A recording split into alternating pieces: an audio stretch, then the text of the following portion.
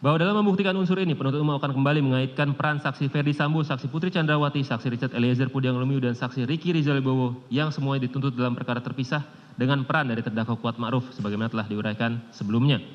Bahwa berdasarkan fakta-fakta hukum yang terungkap dalam persidangan, yaitu perkataan terdakwa kepada saksi Putri Chandrawati saat di Magelang terkait ibu harus lapor bapak agar tidak ada duri dalam rumah tangga, saksi Dirianto alias Kodir yang melaporkan kepada terdakwa Kuat Ma'ruf terkait rumah Duren 3 sudah dibersihkan, terdakwa Kuat Ma'ruf membawa pisau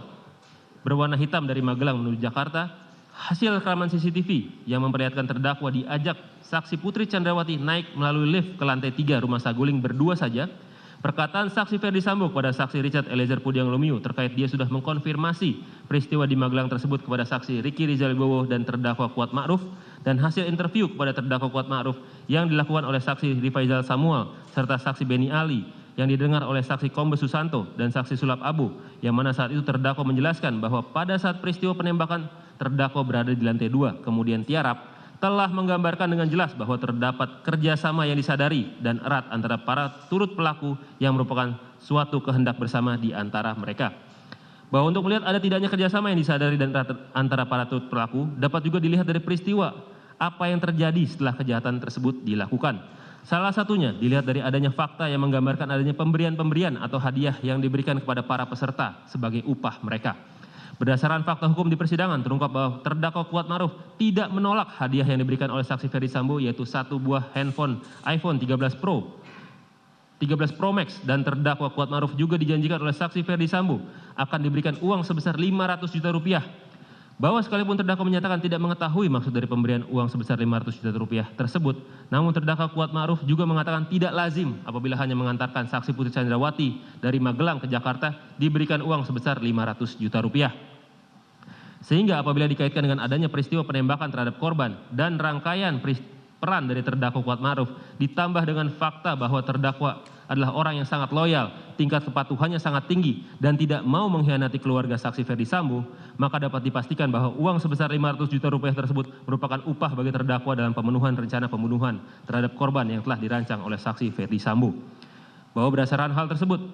makin menggambarkan dengan jelas bahwa terdapat kerjasama yang disadari dan erat antara para turut pelaku yang merupakan suatu kehendak bersama di antara mereka. Bahwa berdasarkan fakta-fakta hukum yang terungkap dalam persidangan, terlihat dengan jelas perbuatan atau tindakan terdakwa Kuat Ma'ruf, yaitu ikut bersama-sama mengantarkan saksi Putri Chandrawati sekaligus mengemudikan mobil Lexus nomor Pol B1 Mah, padahal terdakwa bertugas di Magelang, bahwa membawa pisau dapur berwarna hitam dari Magelang menuju Jakarta sebagai bentuk pengamanan apabila korban melawan, ikut mengantar saksi Putri Chandrawati ke rumah Duren 3, padahal terdakwa tidak ikut melaksanakan PCR, masuk ke dalam rumah Duren 3, kemudian langsung menutup pintu rumah bagian depan untuk meredam suara serta menutup akses jalan keluar korban, lalu menutup pintu balkon padahal hari masih terang, dengan sigap memanggil korban yang saat itu berada di taman samping rumah Duren 3 masuk ke dalam rumah Duren 3, kemudian ikut masuk juga ke dalam rumah padahal tidak dipanggil masuk,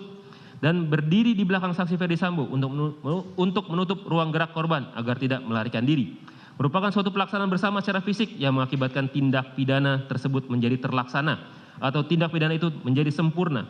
Hal ini sejalan dengan jurisprudensi yang berpendapat bahwa apabila kedua peserta itu secara langsung telah bekerja sama untuk melaksanakan rencana mereka dan kerjasama itu sedemikian lengkap dan sempurnanya sehingga tidak penting siapa di antara mereka yang kemudian telah menyelesaikan kejahatan tersebut. Bahwa berdasarkan analisa fakta-fakta hukum di atas dihubungkan dengan doktrin dari Prof. Wiryono Projodikoro, Prof. Mulyatno, serta dikaitkan dengan pengertian turut serta dalam memori Vanto-Lifting, perbuatan terdakwa dapat dikualifikasikan sebagai bentuk turut serta melakukan perbuatan sebagaimana yang telah didakwakan oleh penuntut umum.